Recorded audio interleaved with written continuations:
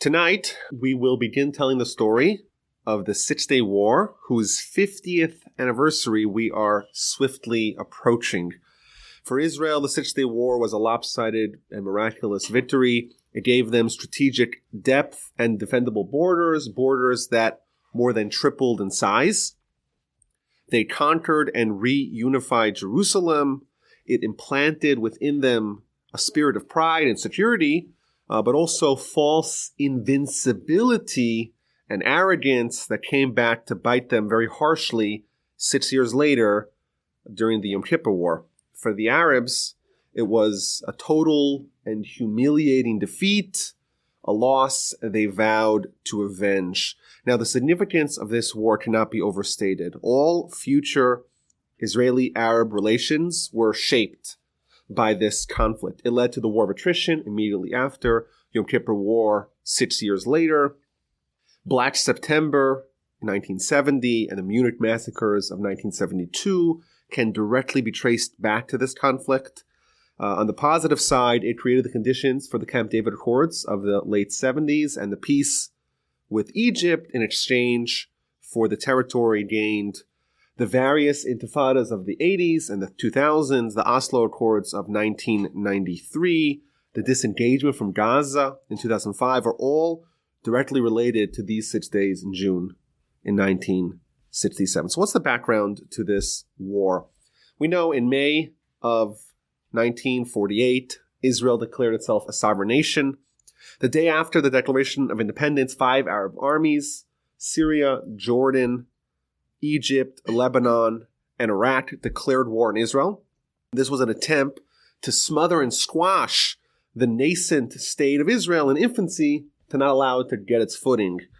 At the end of this 13-month war, Israel ended up with all the land allocated to it by the 1947 United Nations Partition Plan, as well as about 60% of the land assigned to the Arab state, which of course never happened.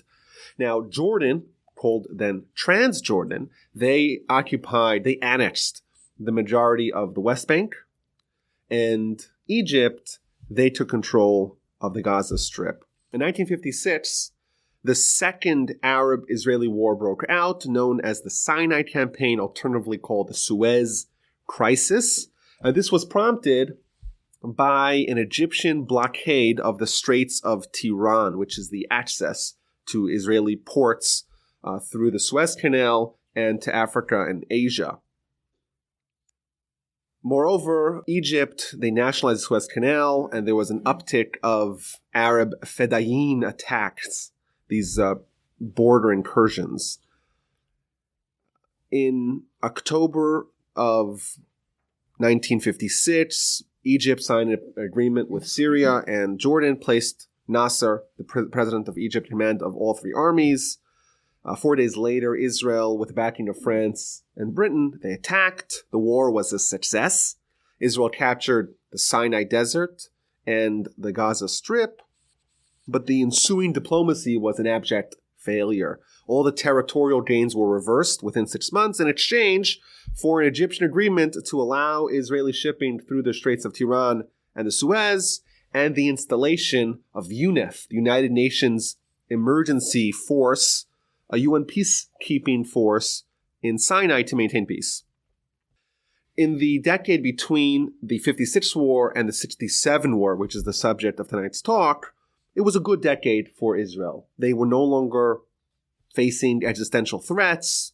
They became a major player on the international scene. Everyone recognized that the dream or the notion that Israel could be swiftly destroyed, that was vanquished, and it spent the decade nation building, building the economy, building the military. But also, over the course of this decade, the conditions that led to the Six-Day War took hold. In the Arab world, the 50s was a decade of upheaval, of revolutions, of seismic changes. In 1951, for example, one of the big players of the Six-Day War is the King Hussein of Jordan. At the age of 15, he was with his grandfather, King Abdullah I of Jordan, and they're walking in Jerusalem to Friday prayers. And there's a gunman who attacks them. And the gunman was fearful that the grandfather, the king, would make peace with Israel. And he shot him and killed him. So 15-year-old Hussein starts chasing the guy down in the streets of Jerusalem. He turns and shoots him. The bullet ricochets off a medal on the uniform given to him by his grandfather. He survives. But his grandfather's dead. Now his father, Talal, he was mentally unwell. He was a schizophrenic. So he was king for 13 months until he had to abdicate the throne. So at the ripe age of 17, King Hussein becomes the king of Jordan. In 1952, there was an Egyptian military coup led by Gamal Abdel Nasser, who was the primary foe of the Israelis in the conflict. They overthrow the government. In 1956, he becomes president. Now, this was not limited to the immediate neighbors of Israel. In Iraq, for example, in 1958, King Faisal, there's a lot of King Faisals, but this particular Faisal II of Iraq, he was deposed, along with his family, brutally assassinated. They took them and paraded their bodies throughout the town. The prime minister of Iraq, he gets dressed up like a woman. He's trying to hide from the mob. They find him, and like wild animals, they just tear him to pieces. And then the government, now the revolutionary regime, was very weak. And of course, whenever there's a vacuum, the Soviets come and they put their foothold in that state. Of course, there was turmoil all over the Arab world. In Lebanon, there was a civil war. And Nasser had a thing for interfering with other Arab problems. He tried to assassinate the king of Jordan, King Hussein, several times. He did actually blow up a building that contained the prime minister. Pretty chaotic decade. Now, as we mentioned, the most important personality is Nasser, the president of Egypt. He's a very charismatic crowd pleaser. His speeches electrified the Arab world. He was a purveyor of relentless, bombastic rhetoric and hatred towards Israel. He was an expert manipulator. Somehow he managed to get funding from the Soviets and the Americans. I don't know how he managed to do that. Like many leaders, he was quite paranoid, and he had tremendous, unbridled ambition. And his worldview, sometimes called Nasserism or Pan-Arabism, is a geopolitical idea. All the Arabs, all the Muslim countries should unite under his leadership. So, for example, in 1958, Egypt officially merged with Syria to create the United Arab Republic. And in fact, the official name of Egypt until 1971 was the United Arab Republic. Jordan and Iraq, they merged as well in 1958. That didn't last very long. They created the Arab Federation. Both coalition fizzled, but it shows that there was an ongoing effort to have Arab unity and coalesce the Arab nations together. And of course, the one thing that unites all the Arabs more than anything else is hatred and opposition to Israel. So, for example, they invented the Palestinian cause as a proxy to attack Israel. The notion of exterminating Jews wasn't quite popular a mere 20 years or 15 years after the Holocaust. So, in order to find a way to display and exhibit their hatred to Israel and the Jews, they created the Palestinians. Well, the Palestinians, they're suffering, and therefore it's a just cause to support, even if it means killing Jews along the way. And Nasser, we could go through his speeches, it would take us the whole time, but he was a very vitriolic spokesman against Israel. So just a few choice quotes. The only solution to Palestine, this is what he said in the United Nations, is that matters should return to the condition prevailing before the error, the Nakba, the disaster was committed. Namely, we have to annul the state of Israel. In 1964, he said, "We swear to God that we shall not rest until we restore the Arab nation to Palestine and Palestine to the Arab nation." In 1965, he asserted quite poetically, "Our path to Palestine will not be covered with a red carpet or with yellow sand, our path to Palestine will be covered with blood. In order that we may liberate Palestine, the Arab nation must unite, the Arabs' armies must unite, and a unified plan of action must be established. He convened the Arab Summit, the Arab League Summit of 1964, when they founded the PLO, the Palestinian Liberation Organization, which was and still is essentially a terror organization. Right away, you could see that they used the Palestinians and the Palestinian plight as a proxy to attack Israel. So right away, attacks are launched from Jordan, from Gaza, from Syria, and supported by all the Arab countries, financially, logistically, and sort of a forerunner to today where we have state-sponsored terrorism with Iran supporting Hezbollah, for example, to do the dirty work. And, of course, these border incursions, these terrorist attacks would happen, followed by Israeli reprisals. And no different than the way it is today, the UN is entirely silent when Israel's attacked, but when they retaliate, suddenly is so worried about innocent life. Now, King Hussein is also kind of sneaky in our story. He's duplicitous. Whenever there is a terrorist attack, he apologizes to the Israelis and he arrests the terrorists, but then quickly releases them as well once the brouhaha is over. He, throughout the 50s and 60s, was conducting secret negotiations with Israel. He fed them info about Nasser. Him and Nasser really had this frenemy thing going. But he refused to sign a peace treaty with Israel because he was scared that the Arabs would come after him. He, after all, was not native to the land. His grandfather was given the land by Churchill in the 20s, and he cared more about preserving his throne than anything else. In Syria, there were these ongoing bombardments from the Golan Heights. They'd fire down on the kibbutz. They have the mountains, and they look down on all the shepherds and farmers and sporadically fire on them. And it was routine throughout the 50s and 60s where farmers and shepherds would get killed. It was regularly happened that children would sleep in bombshells. Now, ironically, the border between Israel and Egypt was mostly quiet thanks to the existence of the United Nations forces there, but the hostility and the rhetoric was fierce. Now, full-scale war almost broke out in 1964 and 65 over water. The prime minister at the time, Levi Eshkol, was also the prime minister during the Six-Day War. He was born Levi Shkolnik. He grew up religious. He went to yeshiva, abandoned religion in favor of Zionism, made Aliyah at 19, joined the labor movement and their leadership. He was an interesting fellow. He originated the famous joke about Israel. How do you make a small fortune in Israel? You immigrate and you arrive with a large fortune. That's how you make a small fortune. That was his joke.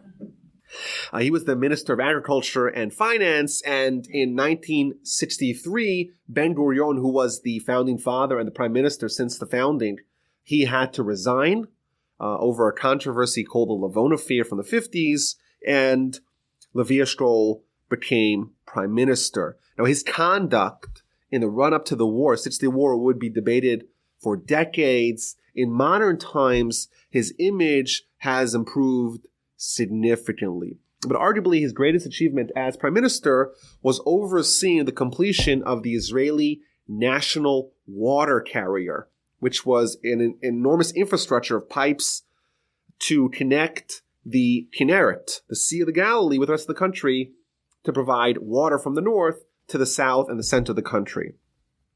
At the same conference, the Arab League Summit of 1964, they crafted a plan, the Arabs did, to divert 2 of the 3 water sources to the Jordan and prevent that flowing to the Kinneret, to the Sea of the Galilee, and thus parching Israel by withdrawing a huge chunk of their water supply. So the Chezbani and the Banyas, which are 2 rivers in Israel, northern Israel, that was the plan, to start diverting. So what they did was the Lebanese in the Chezbani and the Banyas in Syria, they start diverting the water away from the Jordan towards their water basins. And Israel made it very clear that this would be tantamount to an act of war. So there's these engineers digging the canals and diverting the water away from the Jordan, and Israel comes with tanks and planes and long-range artillery and start attacking them. And it was clear that the Arabs did not want to have a large-scale war, so they stopped.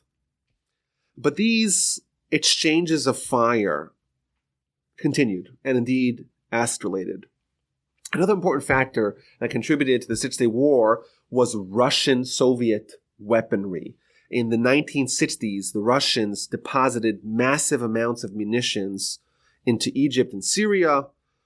Into Egypt alone, the Russians, led by Alexei Kosygin and Brezhnev, they poured $2 billion worth of munitions into Egypt. 1,700 tanks, 500 fighter planes, and they actually had on the ground in Egypt 1,400 military advisors who would be actively involved hands-on in the war plan. And ironically, they still maintained diplomatic ties with Israel. But this was basically the way things were. It was normal. Israel had gotten used to living under such conditions. It was their normal way of life. In April of 1967, there was a major escalation. There was a Syrian shelling that killed some farmers, and Israel attacked, and the Syrians responded, and Israel retaliated, and they sent planes and jets and tanks and artillery, and they bombed villages all over the Golan, and they shot down 6 Soviet MiGs. And this defeat was so complete that the Israeli jets, they did their victory laps over Damascus. And this was a terrible embarrassment for the Soviets. They were very paranoid over their image, the Soviet military might, and they essentially lost the war because their people, the Syrians, who they're aligned with, were so humiliatingly defeated. Now, also, Israel made it clear that they would invade Syria and overthrow the government if these guerrilla tactics and these bombarding of civilians would continue. And the Soviets recognized that they had an opening. The Americans were preoccupied with Vietnam, and they figured if they could nip Israel, if they could attack and destroy Israel, they could eliminate America's presence in the Middle East. And what they started doing was feeding misinformation to the Syrians about a non-existent Israeli buildup on the border. And Israel offered to take the Syrian ambassador to bring him to the borders, bring him to the northern border in Syria, bring him to the southern border in Egypt, and show them that there is no escalation, but they weren't interested. They didn't want to come see it. And this ratcheted up the tension and the pressure, and Syria and Egypt, they invoke their peace treaty, their defense treaty. They start asking for assistance. And leading into May, there's dramatic and increased progressive escalations. So Syria begins to move their heavy weapons into the Golan. Egypt begins planning its move into Sinai. They have 1,000 tanks. They start rolling into the desert. They have 100,000 soldiers that they begin to march into Sinai. Now, the problem is you still have the United Nations force there, a pretty large, significant force comprised of about 4,500 soldiers from a wide variety of countries, from India, from Canada, from Yugoslavia, Sweden, Brazil, Norway, Denmark. They were not keen on starting World War III by attacking the United Nations forces. So Nasser, he politely asked that the United Nations forces leave, which they promptly did, in a move that United Nations Secretary General U Thant would regret for the rest of his life. And this is startling. For 10 years they're there, and the only time that they're actually needed, they pick up and they leave. The Israeli foreign minister, Abba Eban, he declared, quote, "What use is a fire brigade which vanishes from the scene as soon as the first smoke and flames appear?" Regardless, the United Nations leave, and the Egyptians roll in, and they take up all the United Nations positions, especially at Sharm el-Sheikh, which is in the southeastern part of the Sinai, and it's overlooking the critical Straits of Tiran that leads all shipping to Israel. Alongside this military escalation, there is an escalation of inflammatory rhetoric. The drumbeat of war was constant. So on May 16th, quote, this is from Cairo Radio, "The existence of Israel has continued too long. We welcome the Israeli aggression. We welcome the battle we have long awaited. The battle has come in which we will destroy Israel." On May 20th, one day after the UNEF expulsion, Nasser declared, "There no longer exists an international force to protect Israel.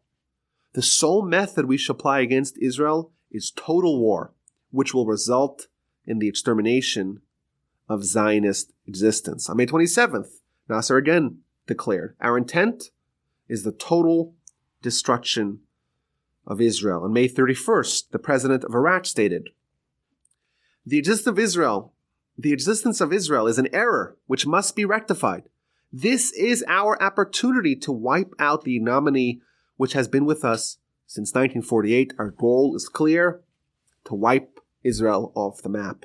There were massive daily demonstrations in Cairo and other major cities calling for Israel's destruction.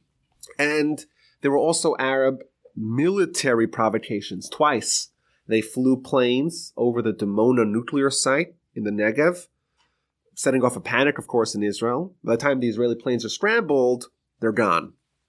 In Syria, there's an escalation. They step up their shellings.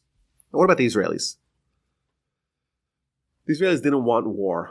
So on May 15th that year, which was the Yom HaAtzmaut, to avoid provocation, the government curtailed the parade to not display heavy weapons, to not be accused of provoking war. Every year on Yom HaAtzmaut, they'd have these huge parades where they'd take all tanks and heavy weaponry and march him along the border. And that year, Levi Eshkol said, no, this year we're not doing it. We want to tone it down. We don't want to be seen as riling up our enemies. And that year as well, on Yom HaAtzmaut, an iconic song was released, Yerushalayim Shel Zahav, Jerusalem of Gold. This song is lamenting the loss of Jerusalem and yearning for its return. So some quotes here. The city that sits alone, Ha'ir asher badad yoshevet, in its heart is a wall. How have the cisterns gone dry? The squares and the marketplaces are empty. There's no one visiting Temple Mount in the old city. In the caves, in the stone, the winds wailed. Nobody descends to Yam HaMelech by way of Jericho. A few weeks later, after the songwriter Naomi Shemer heard the paratroopers singing Jerusalem of Gold at the Western Wall, she amended the song. And she wrote the final verses, which countered those verses. Quote, "We return to the cisterns, the square, and the marketplace. A shofar blows on Temple Mount in the old city, and in the caves, in the stone, 1,000 suns shine. We shall return and descend to Yam HaMelech by way of Yericho, by way of Jericho." Now Israel, like we said, they didn't want to start war, and they had good reason to avoid war. 75% of the Israeli army were civilian reserves. Every day that the army is mobilized, the economy is at a standstill. And the longer the army is mobilized, the more likely it's the economy is going to totally grind to a halt. And indeed, a few years later is one of the reasons why they withheld from mobilizing during the Yom Kippur War, is because they recognized it's such a heavy price to pay to have a huge percent of the country's workforce just stop working unless you know for sure there's actually a war. Moreover, Israel was still faced with tremendous tactical disadvantages. They lack the strategic depth to have a defensive battle. So an offensive battle was the only option. There was a common saying in the IDF, it's probably still true today. Arabs, they could afford to lose a war here and a war there. We cannot afford to lose even a single war. We lose one war, were done forever. Moreover, Egypt, they would fight a one-front war from the Sinai attacking north. Jordan as well. They'd come in from the east attacking west. Syria likewise, attacked south.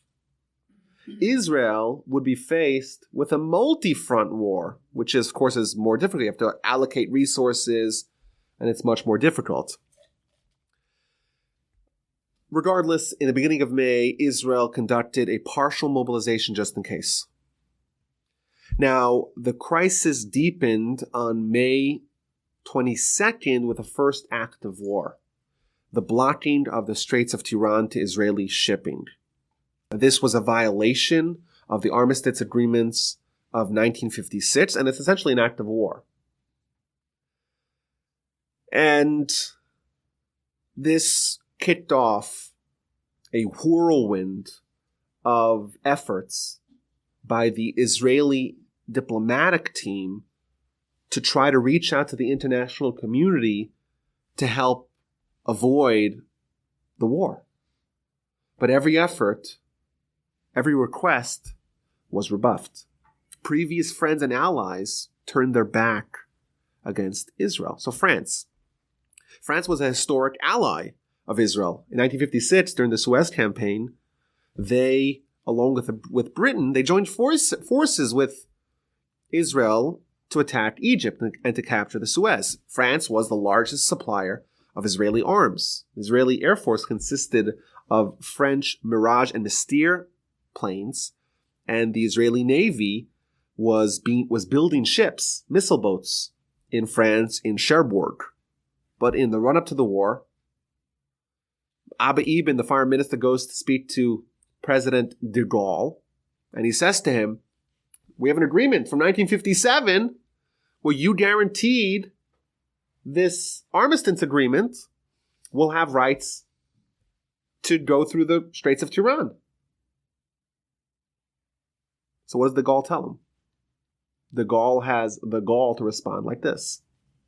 Yeah, that was 1957. Now it's 1967.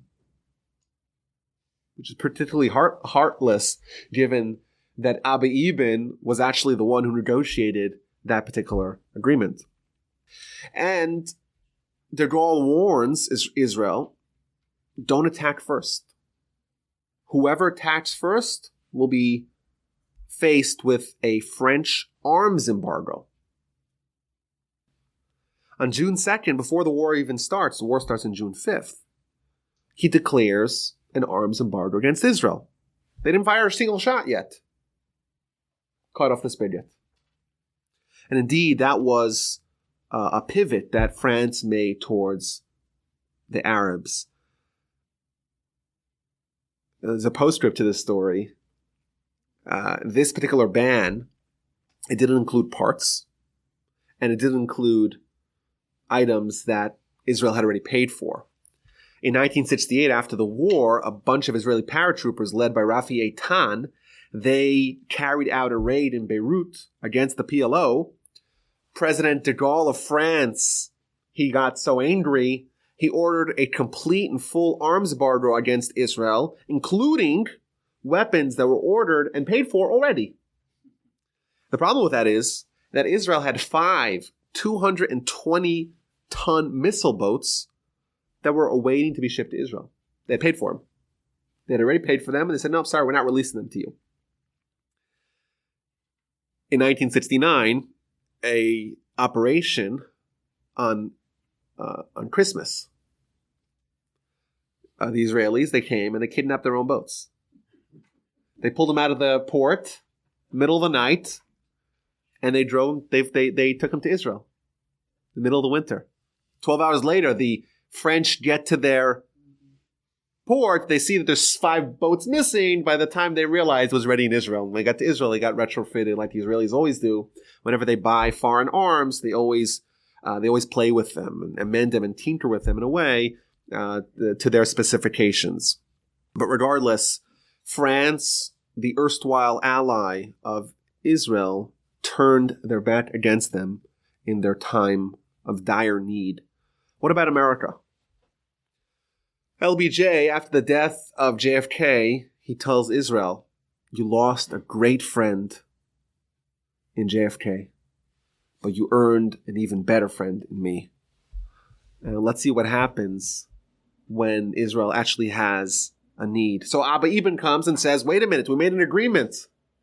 And you promised that you will guarantee the armistice agreement of 56. So LBJ says, well, I don't know. That was under the Eisenhower administration, not under my administration.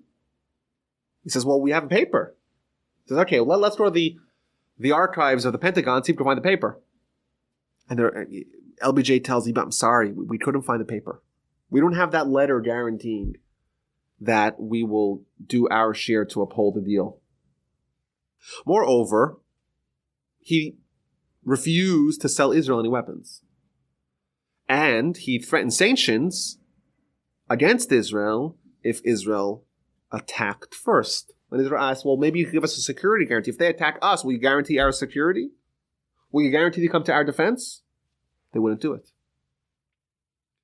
What LBJ offered, that they would steward an international convoy, all different kinds of ships, including an Israeli ship, to go through the Suez and go up the Straits of Tiran and provoke the Egyptians, goad them into attacking. But this was just pie in the sky. There was not a concrete plan, and there was no date given. Basically, the Americans turned on the Israelis too. The Soviets,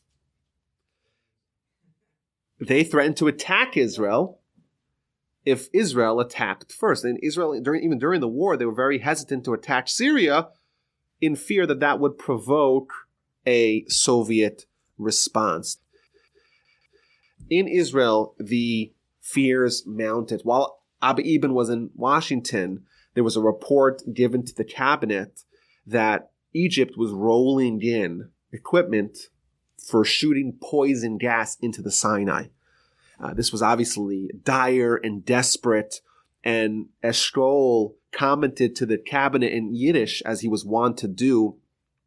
He was the last Israeli prime minister who thought in Yiddish, and whenever he wanted to really explain himself or speak emotionally, he would lapse into Yiddish. And he says to them, blood will flow in the streets like water.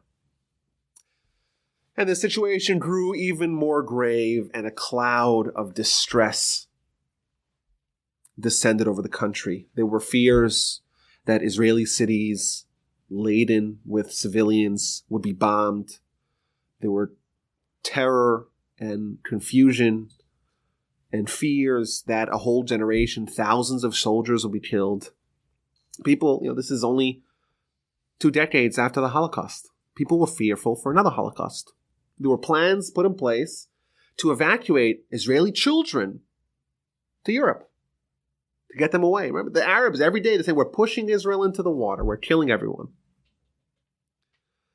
Throughout the country, thousands are digging trenches. They're building shelters, filling sandbags to take schools. Schools are being converted into bomb shelters. Every day they're practicing the air raid drills. There's emergency blood drives all over the country.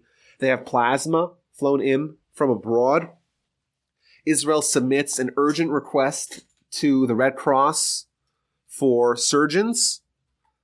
They prepare 14,000 hospital beds. They prepare antidotes for poison gas victims. They stockpile food. And most ominously, around 10,000 graves are dug in public parks to accommodate the anticipated dead. Workers are urged to buy bonds, equivalent of 1 month's salary, to help pay for the war effort. Thankfully, support begins to flood in to Israel from concerned Jewish and non-Jewish communities all over the world. There's massive demonstrations in support of Israel held in New York City and in London. There's emergency fund drives to raise money for Israel all over the world. Scores of volunteers come to help with the efforts. There were so many of them that Israel said, enough volunteers, just give us young men who are unmarried. That's the only ones that we want. And of course, non-Jews as well contributed, and most ironically, Germany. They ship Israel 20,000 American-made gas masks to help fend off an anticipated poison gas attack. There's an exodus from the country. Whoever can leave, flees. I know my grandfather had a yeshiva. Yeshiva consisted of many students from all over the world. And the students that were not local to Israel, my grandfather encouraged them to flee. And they actually established a proxy, another yeshiva in Antwerp, where half the students left, and they established a yeshiva there to study together while they're away in Europe. My grandfather also sent his writings with them. He thought it was over for everyone in Israel. There was a joke at the time that there was a sign hanging in Lod airport saying, if you're the last person to leave the country, don't forget to turn off the lights. That was the joke of the time. And the problem was, one of the things that compounded this fear and confusion was that the government was not doing anything. There was inaction, there was indecisiveness, there was disagreement, and the government itself was torn, and the cabinet was torn. We know this now. There was an intense political debate what to do about this. And the major question, do we launch a preemptive strike or not? If you launch a preemptive strike, there's a danger that you could anger the Americans. Or worse, you could provoke the Soviets. Well, what to do? Well, if you don't attack, you got to wait, maybe perhaps a political option. But if you wait too long, you're going to lose the momentum. You're going to lose the initiative. You're going to lose the element of surprise. And a Stroll, he doesn't take a stand. And everyone is criticizing him from all sides that he's being indecisive. He's not doing anything. And every day he's being lambasted by Ben-Gurion, who is the country's founding father, who's brooding in his Negev kibbutz and Sde Boker. Every day he's just berating Eshkol for not doing anything. And even the army, which was at large clamoring to go to war, but the leadership was also divided. They always had plans and contingency plans for such an eventuality where they'd have to fight a multi-front war and launch a preemptive strike. But Rabin, who was the chief of staff, who led the army, he was with a Stroll. He was trying to exhaust all political options before entertaining any military options. Now, his deputy, Ezer Weizmann, he was the most vociferous that we have to attack, we have to launch a preemptive strike. Alongside him, you have, of course, Ariel Sharon, who always loves a good fight. But the cabinet split. And there's a famous song that became popular at the time. Nasser mechake Rabin. Nasser is waiting for Rabin. Everyone's just waiting. It's even in Israeli history, it's called the waiting period. Everyone's just waiting for something to happen for 3 weeks of incredible tension. And Rabin, in his memoirs, he writes, well, if Nasser is waiting for Rabin, Rabin is waiting for Levi Eshkol. Levi Eshkol is waiting for his cabinet. His cabinet is waiting for Abba Eban, and Abba Eban is waiting for Johnson and the Americans. But things got very tense. And in fact, at the end of May, Rabin collapsed, and he was just out of commission. He argued later on in his memoirs that he felt the whole country's on his shoulders. He hadn't eaten, barely slept, subsisting on cigarettes and black coffee for days on end, and he just collapsed. And he was diagnosed with acute anxiety, and they actually tranquilized him. So he's in bed comatose while there's a war to be planned. His deputy, Ezer Weizmann, comes to visit him, and he tells Weizmann, you take over my position. Let's swap positions. You take over.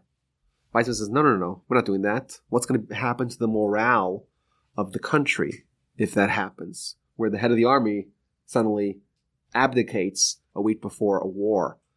But essentially, Weizmann did take over, and he was in control until Moshe Dayan arrived in the first day of June. On May 28th, Eshkol went to a radio station to address the nation, and the objective was to calm everyone down, to tell everyone, we're ready. If the Arabs attack, we'll repel their attack, but we're working with the United States to resolve the crisis peaceably, and this address backfired terribly. He hadn't slept, he had a recent cataract surgery, so he wasn't seeing clearly, he had a cough and a cold, and he gets into the radio studio, and they give him the script, and the script is riddled with corrections, with last-minute additions. So he's live on the radio talking to the entire nation, and he's stuttering, and he's stammering, and he calls over his aide, is like, what does this word even say? And he's speaking, he lapses into another language, starts speaking in Yiddish, and his barely legible speech achieves the opposite of its intention. Of course, the method of the speech is one thing, but people were dismayed. Suddenly, this is where we've come from? We now are relying on another nation to oversee our security. So instead of inspiring confidence, people became further worried. There's tales of soldiers huddling around the radio and spontaneously bursting into tears. Menachem Begin, who was part of the opposition at the time, he told his wife while listening to the speech, it sounds like he's having a heart attack. And Begin went to Eshkol and actually told him to resign. And he went to Ben Gurion and says, you should take over. We need someone like you who has experience and the people trust you. You should be the leader at this time. Now, we know now that Egypt was planning an attack on May 27th, but they scrapped it because the Soviets called it off. There was fears that Israel knew what was happening, and they just scrapped their plans. And May 30th, King Hussein flies to Cairo, and he signs a defense pact with Nasser, and he gives over control of the Jordanian legion to Egyptian command. On the following day, the Iraqi army, at Jordan's invitation, they begin deploying troops and armor into Jordan, and Israel again calls up more IDF reserves.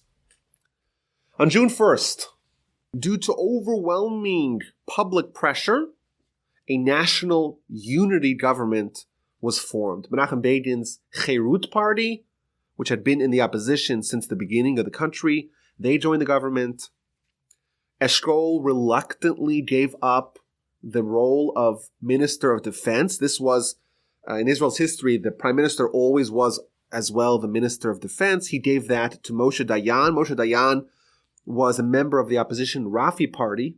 The party was founded by Ben Gurion to wrestle power and to undermine Levi Eshkol. And of course, Moshe Dayan was the hero of the 1956 campaign. He was a daring commander. He typified the Israeli fighting spirit. He was a brilliant and a reclusive strategy and a legend. And when he joined the government, it calmed many nerves across the country. And there's beginning to be a consensus amongst the cabinet to attack. And once Dayan takes over, he becomes the de facto leader of the war effort, not Eshkol and not Rabin. But even Rabin joined the fray. We're going to attack. Some in the cabinet still wanted to go with that convoy, but of course that would ruin the element of surprise, so that scheme was abandoned. Finally, the cabinet authorized a preemptive strike with the intent of seizing the Suez Canal. They had no plans on taking Gaza. They had no plans on taking Jerusalem. And they assumed that internationally imposed sanctions will happen within 72 hours. In classic deception, after Moshe Dayan and the cabinet have that agreement, Dayan speaks to reporters and he tells them, we still hope to negotiate a peaceful solution to the crisis. After the war, Hussein and Nasser, they hatched a plan to blame the humiliating defeat on the Americans and the British. They said that they colluded and they joined forces. It wasn't Israeli planes that destroyed us. It was American planes. Now, interestingly, Israelis, they actually tapped that creature. Actually listened to the conversation on YouTube. They tapped that phone call. So they have evidence this was a hatched scheme. But when they made those accusations, an American diplomat stationed in Cairo by the name of Richard B. Parker, he would go on to write a seminal book on diplomacy in the Middle East. He went over to Nasser and said to him, wait a minute, there's no aircraft within 300 miles of Egypt. So Nasser tells him there's no way they could have done this without help. And it was either you or the British, and we think it was you. That's what he tells the American diplomat. And the truth is that Nasser was right. The Israelis could not have done it without help. The odds were completely stacked against them. And without help, they would have surely faltered. But they didn't get help from the British. They didn't get help from the Americans. It's likely that the Americans were helping the enemies with the USS Liberty, more on that next week. But they did get help from the Almighty.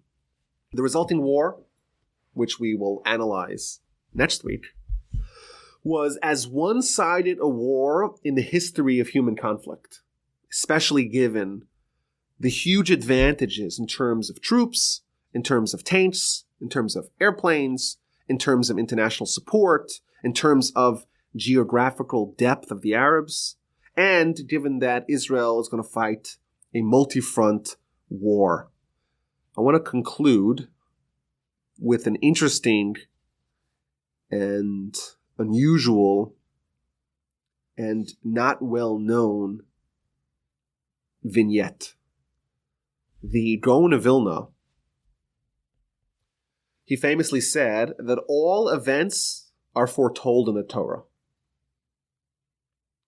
But he doesn't specify what that means. But he does intimate that each verse in the Torah corresponds to a year of history since Adam.